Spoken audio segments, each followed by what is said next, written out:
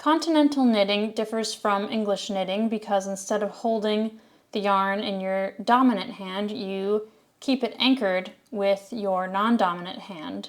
So, in order to do so, we need to set up how we hold our yarn.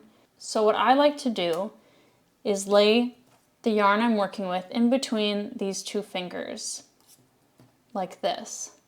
And then wrap it around one more time, and you can use this hand to do it if you want, but normally I just wrap it twice like that, and then it lightly anchors it in this hand. And then holding it with your finger, you want to just place it so that the yarn goes over the top of your finger. Okay, I'm going to show you how to do the first stitch first, and it is a little trickier than the rest of the stitches.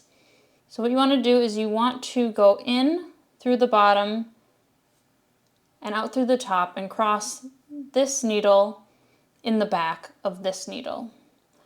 Now you want a little bit of light tension on your yarn with this finger, and I like to use this finger to hold the stitch in place. Again, this is just on the first one to keep it kind of steady, but you scoop this piece of yarn. So we're going to go underneath, and what you're essentially doing is pulling this piece of yarn through the stitch that's on this needle.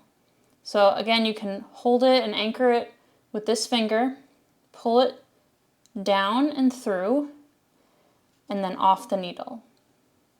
So the second stitch will be a little easier because you don't have to really anchor things as much unless you want to. So again, keeping our tension nice and light, we go down underneath, and then we scoop the yarn and bring it down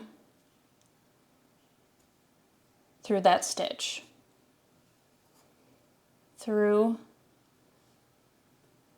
the stitch on the needle. We're grabbing this yarn, trying to show you a little better angle, and then we bring it through, down, and up off the needle. And it does start to get easier, and you can move a lot quicker. And people like Continental knitting because they say that you can move faster. I'm actually an English knitter, so I don't move super fast Continental knitting, but they say that it is faster than English knitting.